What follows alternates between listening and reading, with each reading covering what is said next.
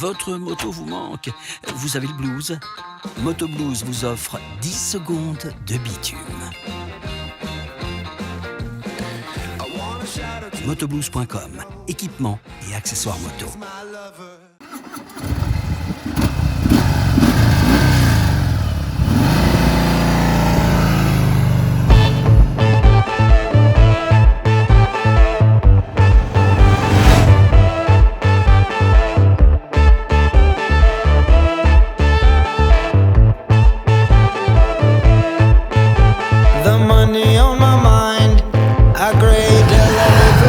Me all I've ever desired.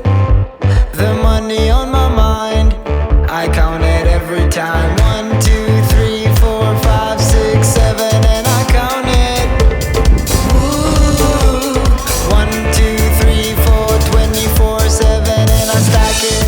Bonjour et bienvenue pour un nouvel essai de moto sur le repère des motards. On parle ici de Harley. Vous avez devant vous la Sport Glide 107, un modèle disponible en A2, Sport et Glide. Alors, est-ce que c'est un mélange de Sportster et de Glide? Glide étant chez Harley plutôt tout ce qui est gamme touring. On a la Road Glide, la Tour Glide, l'Electra Glide. C'est plutôt vraiment tout ce qui va vous permettre de voyager. Et le Sportster, par contre, on ne peut pas appeler ça un Roadster, mais presque. Et de toute manière, il a disparu aujourd'hui. Bien là, en fait, on est vraiment dans la filiation plutôt des anciennes Dyna de 2017 pour avoir une moto qui est un custom habillé avec ce pare-brise Batwing et puis ces doubles valises, et les deux peuvent s'enlever. C'est un petit peu la caractéristique. On les ouvre, ici on tourne simplement, on déclipse, on enlève les deux valises et puis voilà, vous vous retrouvez avec presque un Softail standard. Donc en fait, avec cette Sport Glide, vous avez deux motos en une, un custom de base et puis une moto destinée à voyager. Et avec cette Sport Glide, on est bien dans la gamme Softail chez Harley-Davidson, c'est-à-dire une gamme de 8 modèles, mais qui globalement ne sont pas faites du tout pour voyager. Et avec celle-ci, on va voir si c'est possible.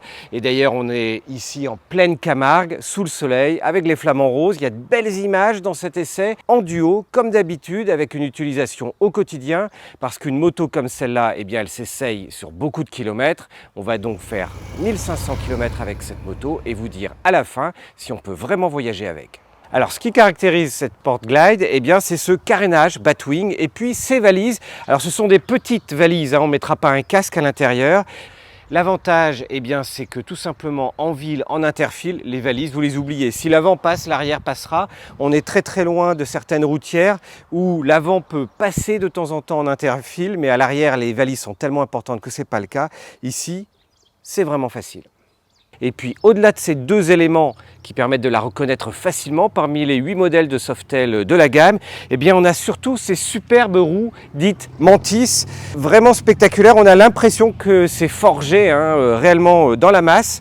Et puis, contrairement à d'autres modèles Softail de la gamme, on a un unique silencieux échappement qui va très très loin puisqu'il dépasse quasiment le pneu à l'arrière, avec ici des dimensions de pneus qui sont plutôt standards chez Harley puisqu'on a du 130 à l'avant et du 180 à l'arrière. Donc on est très loin également dans la gamme Softail de ces modèles, notamment la Breakout avec son gros pneu de 240.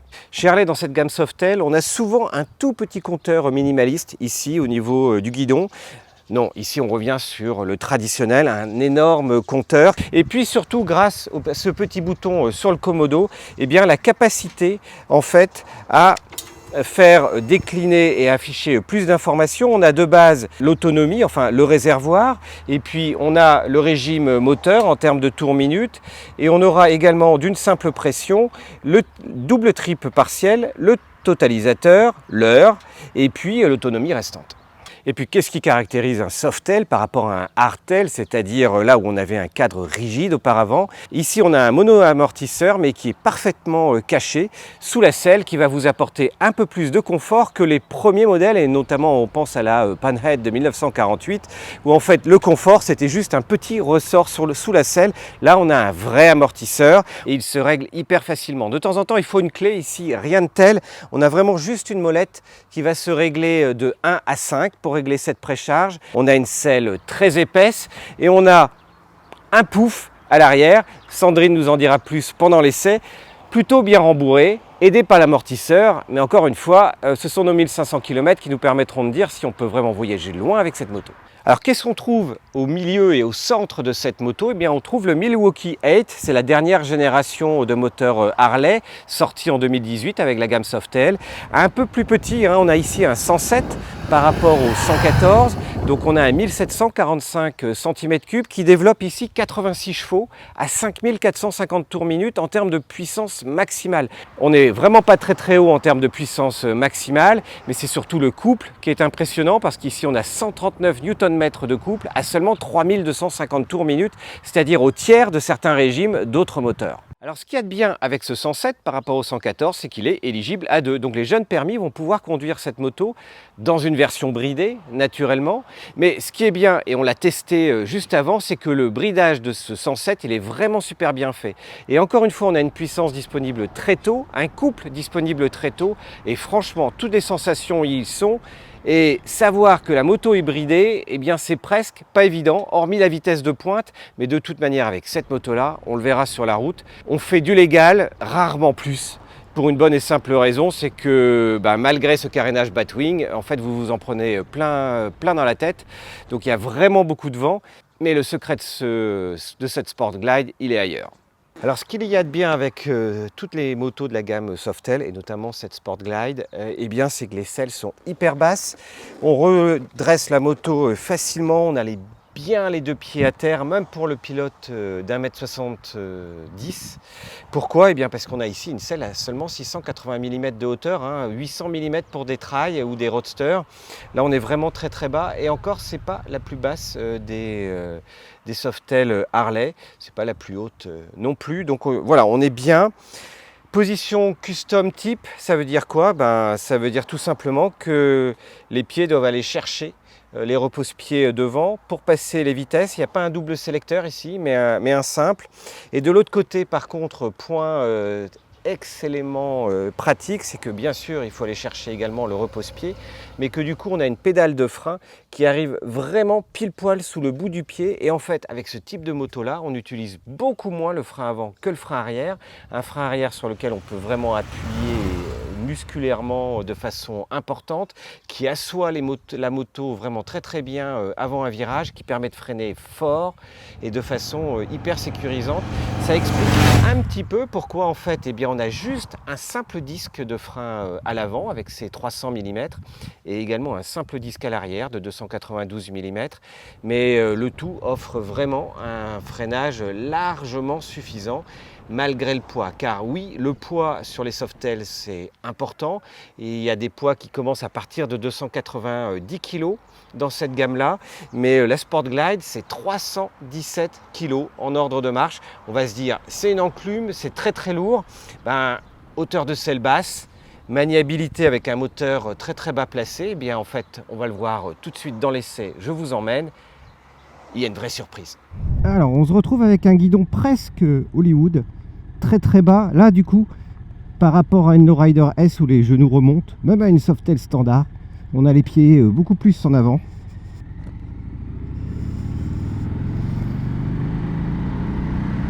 Donc une position un peu plus typée pour le dos également. Et là il faut savoir qu'on est sur le modèle A2. Franchement, quand vous voyez que vous êtes à 100 km/h en quelques secondes, il y a des modèles A2 anémiques, mais celui-là n'en fait vraiment pas partie. Et puis on prise tranquillement, celle plutôt confortable. 140, ce qui sera un peu la limite. Ça fait voile après et on commence à fatiguer, mais c'est aussi une question d'habitude. C'est une question d'habitude de trouver ses marques sur les Harley, surtout pour ceux qui ne sont pas habitués à ce type de conduite. Et ici on retrouve, alors pas de platine pour les pieds, donc on a limite les talons qui touchent par terre, mais des appuis tout de suite très sympas et une position qui finalement permet d'enrouler tranquillement. Et en fait quand on a les bras bien pliés, de repartir tout seul et de toucher également.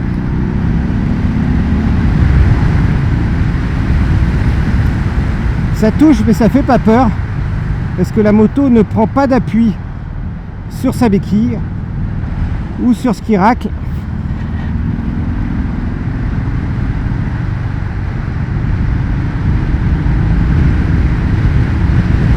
Et tout en ayant des vitesses impressionnantes. Et malgré le poids, ce poids très bas et bien équilibré, on se sent bien et en toute sécurité là-dessus.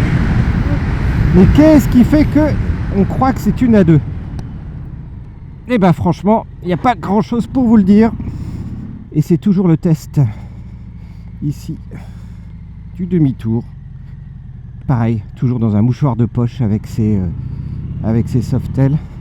De quoi réembrayer vraiment rapidement. Et de freiner tout aussi facilement.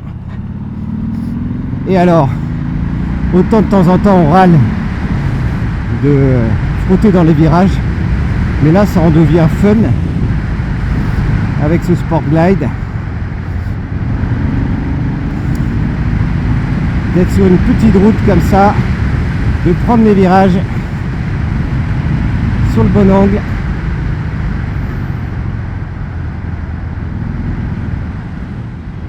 Et de passer à l'angle suivant de façon simple. On n'est pas dans du super virolo, mais bon sang, qu'est-ce qu'on s'amuse.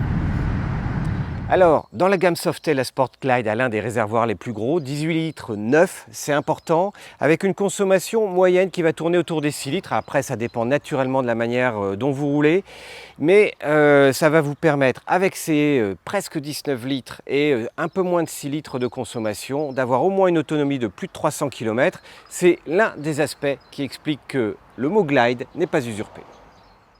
Alors, côté passager, la Sport Glide, ça donne quoi? D'un aspect extérieur comme ça, ça a l'air bien épais, etc., rembourré. Dans la vraie vie, c'est quand même un strapontin, un petit pouf. Hein. Il ne faut pas se voiler la face. On est vraiment une position un petit peu, vraiment custom, puisqu'on est un peu comme le pilote, c'est-à-dire qu'on a les jambes légèrement sur l'avant par rapport à la position.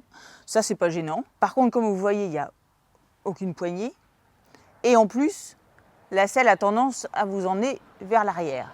Conclusion, il vaut mieux avoir un pilote un petit peu custom, cool, on va en balade, qui ne fait pas de trop forte accélération, parce que sinon, vous risquez de vous retrouver sur le bitume. Bon, après, c'est une question de confiance et tout va bien.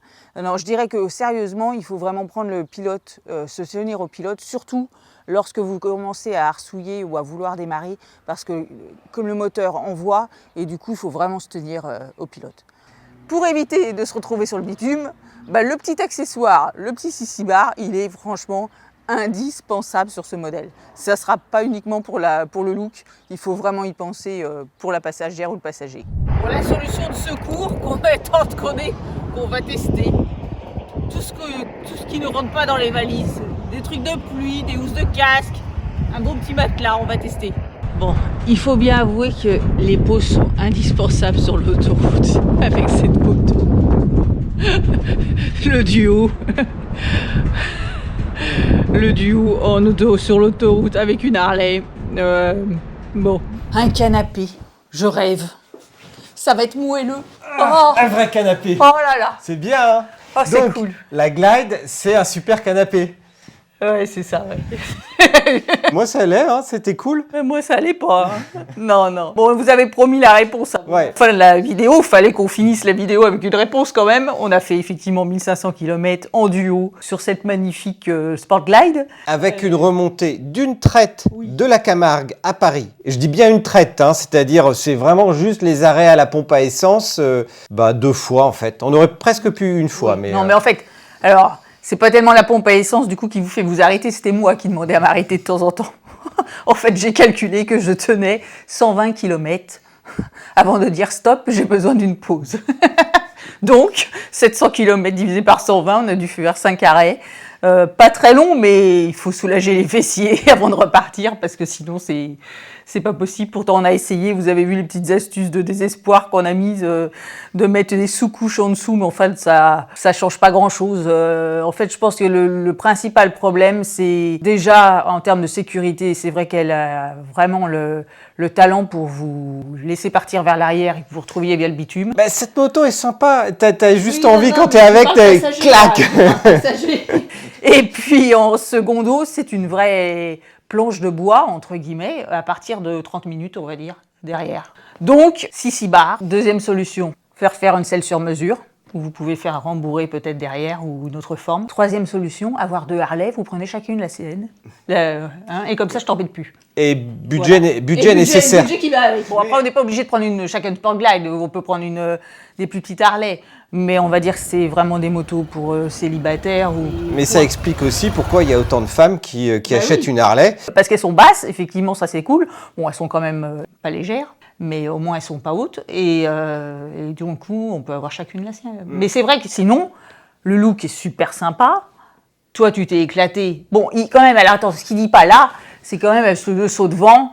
Sur l'autoroute à 130, ça va pareil une demi-heure, mais il est arrivé quand même à Paris en me disant j'ai mal partout. Ouais, ça tire un peu Voilà, quand même. hein, parce Enfin, que là, il fait le mariole, mais en fait... ouais, en fait, le carénage Batwing, il protège rien du tout. Donc, on se prend tout dans la tronche, dans les bras, parce que si on veut accélérer et à 130, on peut largement accélérer au-delà des limites autorisées. C'est pas bien. Sur autoroute allemande, on peut se prendre vraiment plus. C'est nickel, même les grandes courbes, etc. Et puis, bah, du coup, on l'a gardé quand même. Ça fait 2 semaines qu'on roule avec encore dans Paris, en urbain, etc. Et autant on se dit custom c'est cool, mais on peut faire le con avec en ville et on se retrouve à des vitesses mais pas autorisées en ville. Quoi. On n'est pas, c'est juste pas possible. On se dit ah c'est fun, on ouvre, il y a le gros moteur, le gros couple, le 107 là qui développe tout. En plus les Harley, moi je parle comme une vieille, mais j'aimais pas le son des Harley, faisait trop de bruit il y a des années. Mais maintenant avec Euro 5 et tout, c'est vrai que le son est super sympa. Et il casse pas les oreilles non plus. Ouais. Donc on est vraiment, je trouve, au bon milieu, entre guillemets, pour se faire plaisir sans trop embêter les autres. Côté bruit, mais en termes de sensation, ouais, le gros Twin, il est juste top. En ville, ouais, on n'est pas raisonnable avec. On peut presque, et c'est franchement, on voit ça, on se dit non, c'est une moto pépère, non, et on peut déconner quasiment plus qu'avec un petit roadster parce que bah oui, ce son, moi le confort, en ville c'est nickel. Une fois qu'on a pris le coup de bien déhancher avec ou de jouer beaucoup en étant très souple du haut des bras, franchement on peut s'amuser. Donc c'est une moto à 2 visages. Bon alors 2 visages aussi pour 2 personnes. Enfin pas pour 2 personnes, pour une seule. Mais voilà, c'est un peu le feedback. On va essayer dans les prochains essais de vous faire ce retour sur canapé. Et pas uniquement pour vous parler du duo, mais voilà, pour nous permettre de vous retrouver dans notre garage avec la moto et puis vous dire au-delà des grands périples, des 3500 voire même des 4000 bornes qu'on a fait avec une 1250 RT ou avec les 1500 bornes. Franchement, tout le monde nous a dit quand on a dit on va faire 1500 bornes avec la Sport Glide, vous êtes fous, vous êtes tarés. Sandrine, on lui a dit oh là là, non c'est pas possible, tu vas craquer avant, tu vas revenir à pied. On a réussi à le faire quand même. Franchement, c'est faisable. C'est faisable. On l'a fait, donc à la fois tu dis bah oui, non, c'est intenable, et à la fois, voilà, on n'est pas revenu en 3 jours. Non. On a fait d'une traite, tu t'es arrêté un petit peu, mais c'était faisable. Tu m'as pas tapé sur le casque, tu m'as pas secoué comme un prunier pendant le voyage. On est arrivé un peu fatigué, mais voilà, c'est aussi faisable. Donc voilà, il faut balancer. Après, voilà, c'est une manière de. Non, de toute façon, c'est une grande voyageuse, c'est pas une routière. C'est vraiment une moto pour aller arsouiller sur les petites routes ou les grandes routes ou les grands axes américains. Ça fait partie du rêve et c'est fait pour ça. Et d'un autre côté, par rapport à une grosse Ultra Glide, etc., oui, qui va être lourde, dès que vous allez avoir des virolos en montagne et tout, vous... En fait, ça sera l'inverse. Ça sera moi qui dirais « Ah, c'est top, c'est génial ouais. » Et David, il sera là « J'en peux plus, c'est trop lourd. » Donc non, c'est... Voilà. C'est la synthèse. Voilà. Bon, ben à bientôt pour un nouvel essai. À bientôt pour un nouvel essai. Ciao.